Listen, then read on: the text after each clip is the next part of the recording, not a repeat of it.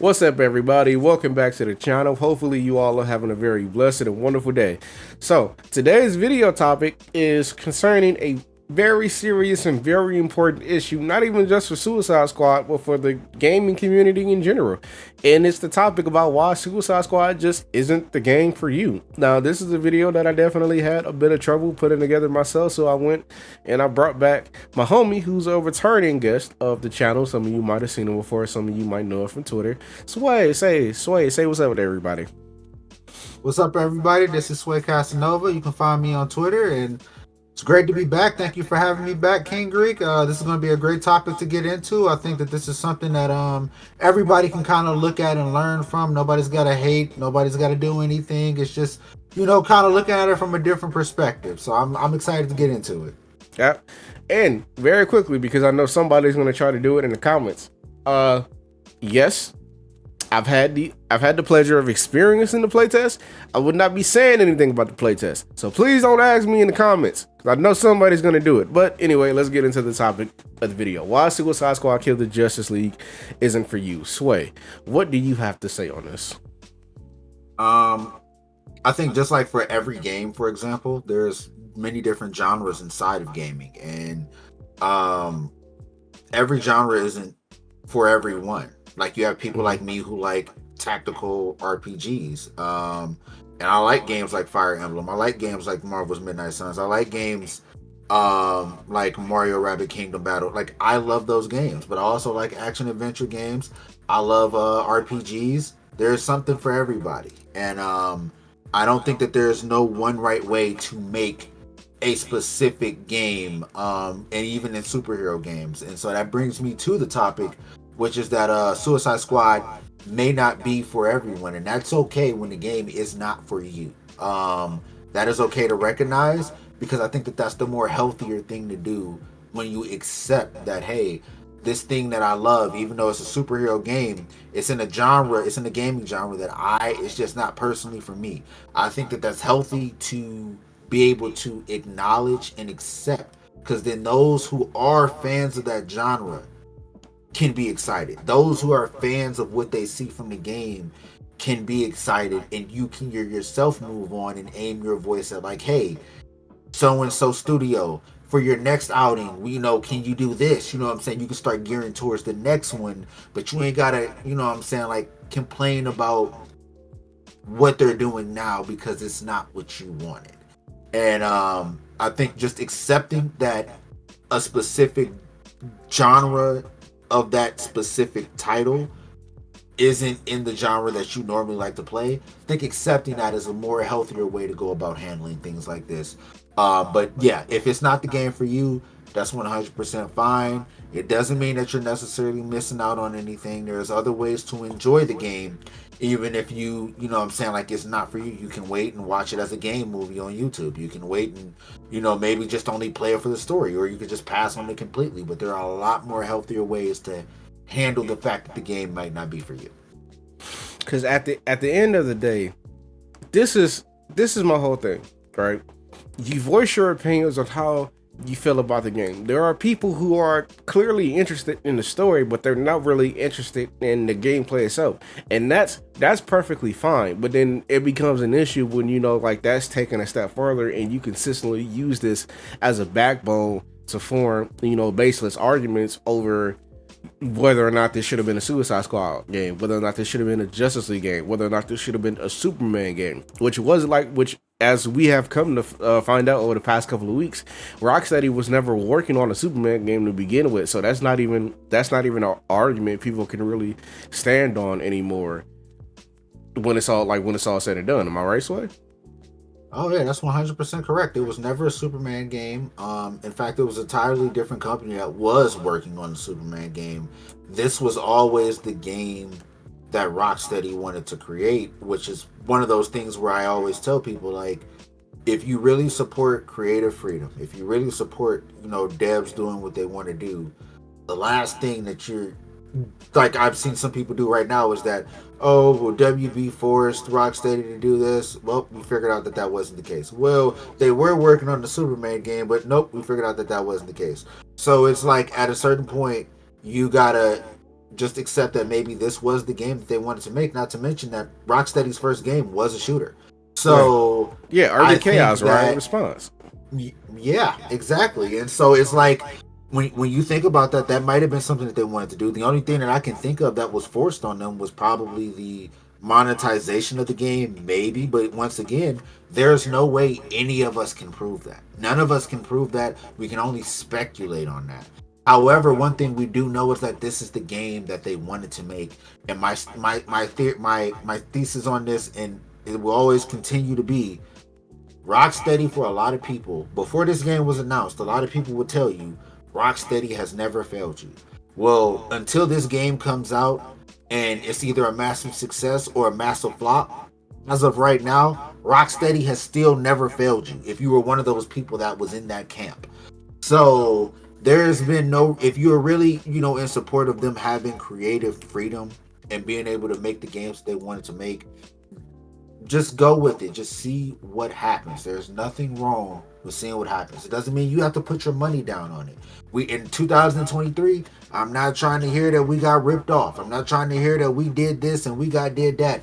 There is so much footage released of games. There is so much avenues you could take.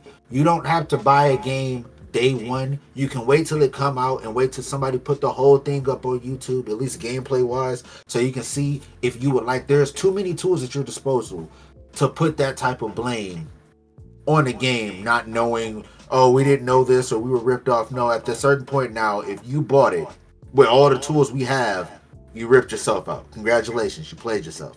So the game's not, that's why I say, like, accepting the game isn't for you is the healthiest way to go about it, because then you can start gearing your focus towards what you like. Mm-hmm. Something that's always important to remember, especially in the superhero space, because people have to realize superhero gaming, as much as it's stuff like it's definitely making a comeback in the coming years, but superhero gaming is still like a niche area in the entire space as a whole. Variety is always a good thing, right? Because it allows games with different companies to take different avenues and explore new things that we haven't necessarily done before. I know y'all have probably heard me say this a million times before, but take Midnight Suns as an example. I bring this up specifically because there's been a recent Mandela effect going on. People hated that game specifically because of the card element and the aspect of everything else.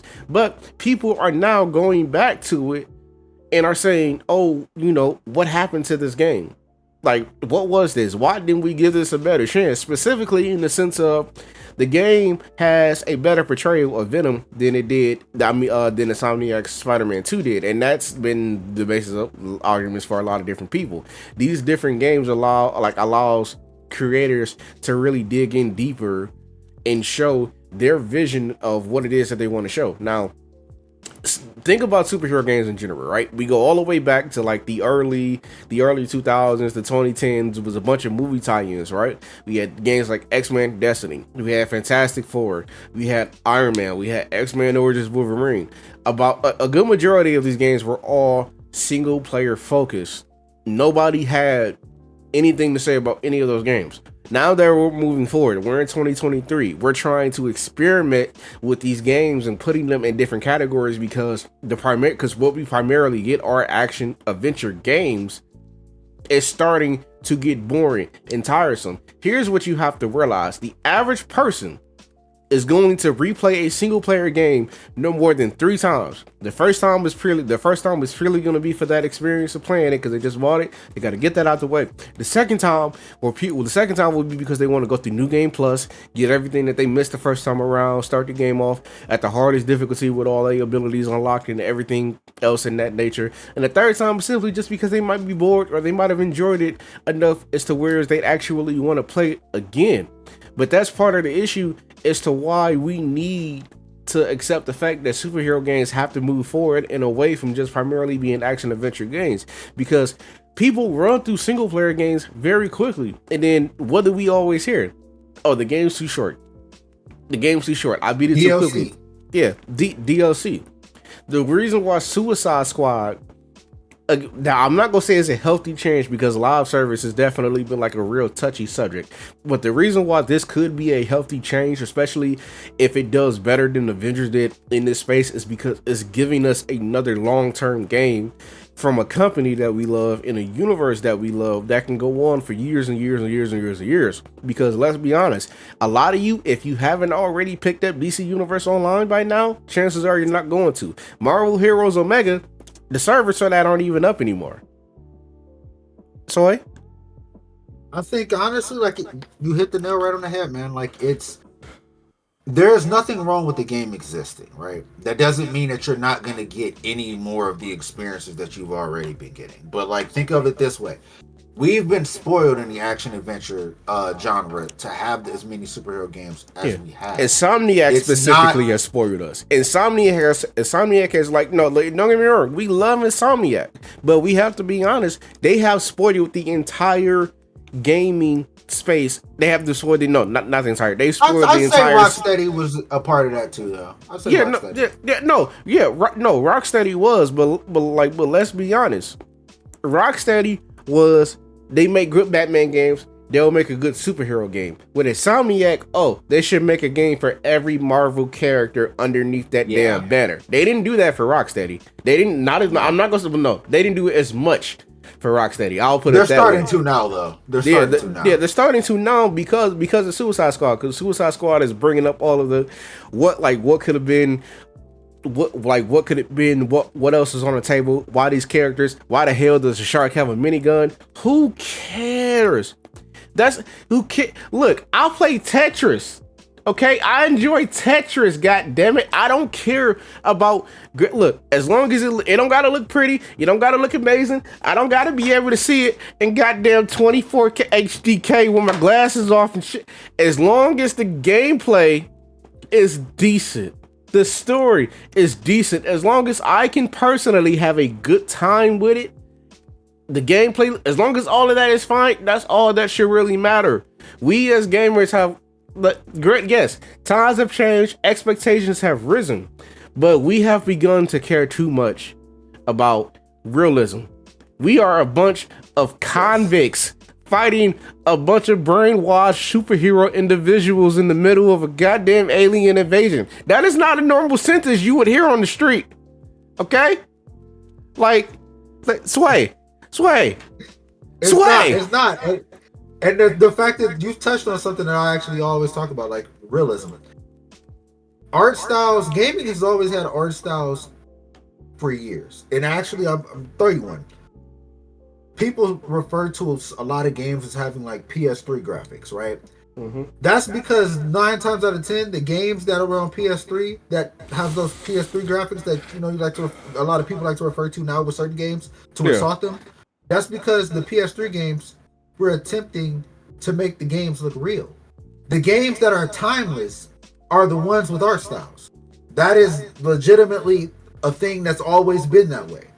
And creativity always strives from things that normally aren't real, because realism doesn't take creativity.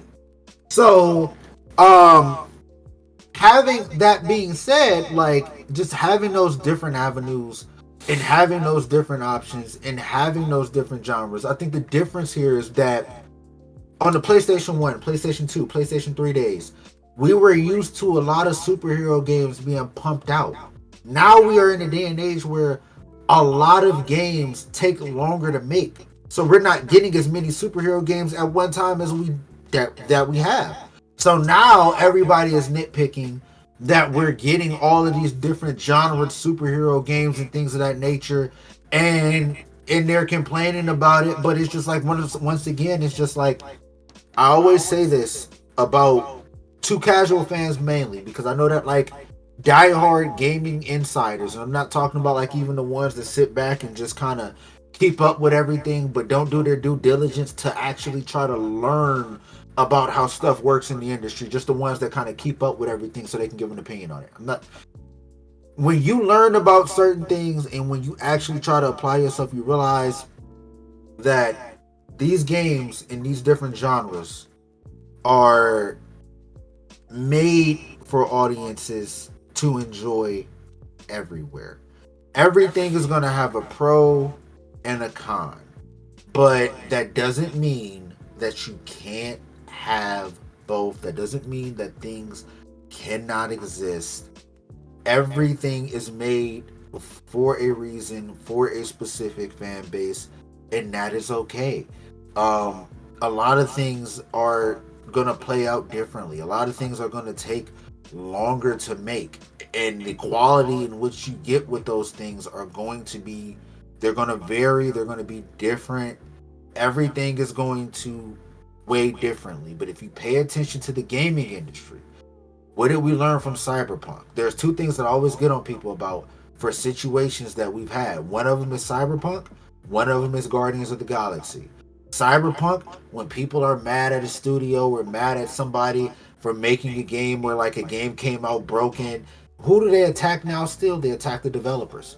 Cyberpunk, the thing is, you should have learned to go after the people in charge of the IP, because they are the people who can who tell these people, this is how much time you have to make it. This is what your budget is. This, they make all the that's the shot caller. The devs are no more than the people at your local GameStop selling you the game. They have no say over anything. Their job is to just literally make what they've been told to make, not add more because they can, not add less. They got to do exactly what they're told to do. The second one being Guardians of the Galaxy. That is literally the definition of judging a book by its cover. People judged it before it came out and wrote it off. And when it came out, people were pleasantly surprised. And thankfully, that game got its flowers when it came out. Yeah. But with both situations, all I see is people repeating the same thing. And one of my main sayings that I always like to say is, history does not repeat itself. People repeat history. And people continue to make the same mistakes over and over again, which is why we keep having the same talking points over and over again. Just because a game is live service. I don't even really like live service like that. But just because live service is in a game doesn't mean that every game is going to turn out like Avengers, which everybody likes to throw out. And I like the story to Avengers personally. I did like the story. And there were people out there that liked Avengers, that liked to play the multiplayer portion. It wasn't necessarily for me, but I respected those who loved to play the multiplayer version. But every game does not have to be the same. Every game is not going to turn out like Avengers. Everybody should just literally wait until the game comes out and play it. If it doesn't impress you, don't buy it. But there's no reason to sit there and go on this large tirade because it didn't turn out the way that you wanted it to. Yeah, because man,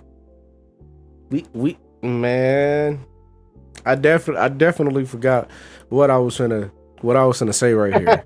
It's like, it's embarrassing, but it's pretty much along the lines of everything it is that he stated. Okay, yeah, no, I have it. Like, it's because it's in relation to what he said earlier. You guys preach about wanting games to try out something different, right? Y'all would love another Ultimate Alliance. Y'all would love for Marvel Heroes to come back. You guys would love a Justice League type game, a Justice League live service where you're literally just going on adventures, for example, the Justice League Unlimited show, where it's literally just all these characters going on random missions around the world, around the universe, or whatever. Every time we get a game and it's not up to snuff, what's something that we always fall back to? Insomniac needs to make this, or this should have been a single player game. This should have been a story focused game. This is why it's already so difficult for us to break out of the stigmatism of being stuck in the same genre, because every time we try to experiment, it's not even necessarily the games could be bad. It's just simply what people might not want. And as we already know, once they get the yapping about how it's not what they want, the negative will always be louder than the positive, and that always ends up having the unintended effect.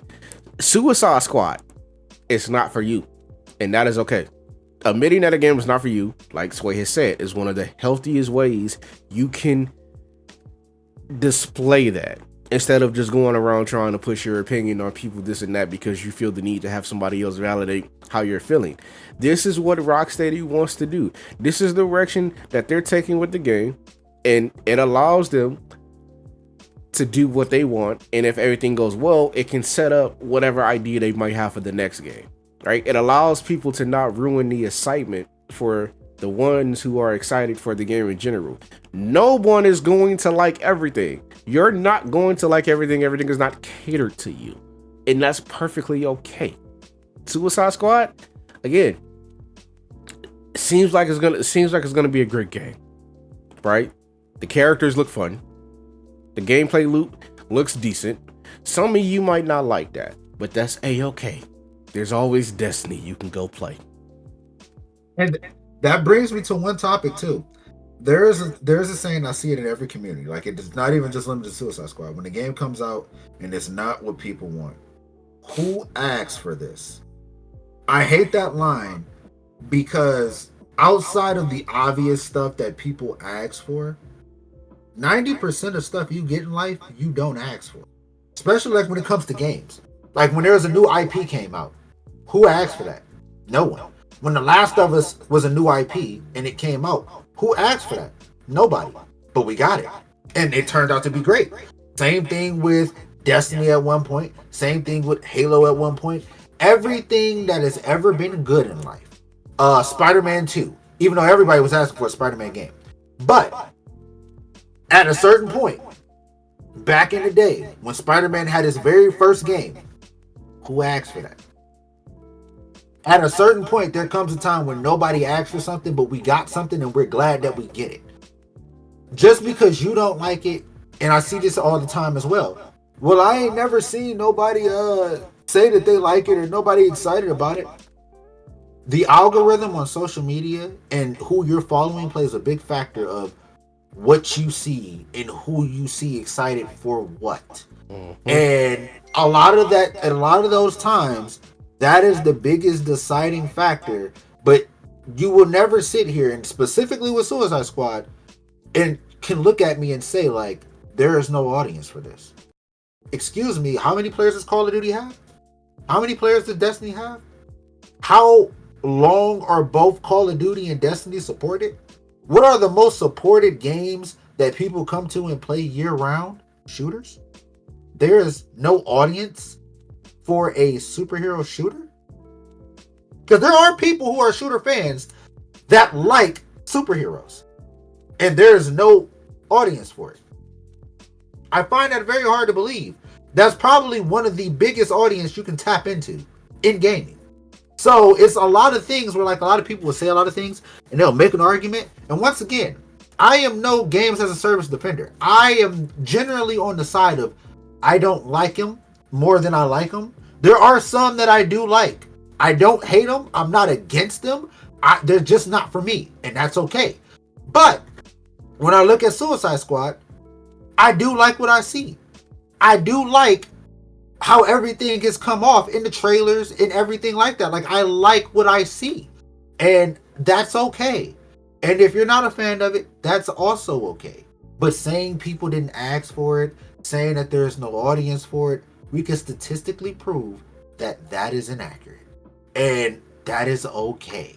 And the goal of this video is just, instead of ruining somebody else's time, instead of ruining other people's excitement, instead of going on a tirade, making your entire existence about making sure you can do everything in your power to make sure that this game possibly fails, or a game possibly fails, because you didn't like it, because you didn't get what you wanted, or because it's not the product that you wanted it to be.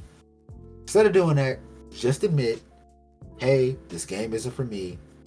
Hopefully they make something I like on the next run. Those of you that like it, more power to you. It's not for me, but I'm happy for y'all. It's the healthiest way you can be. Okay. Hi. Hello, everyone. So, technical difficulties. I had to slack on a second recording, but pretty much all that was said at the end, because I believe Sway finished everything that he had to say. I've said everything that I had to say. We've already gotten our words and our pieces across. Hopefully you all have enjoyed the video. Sway, it was a pleasure having you here as always. Always been a pleasure being here.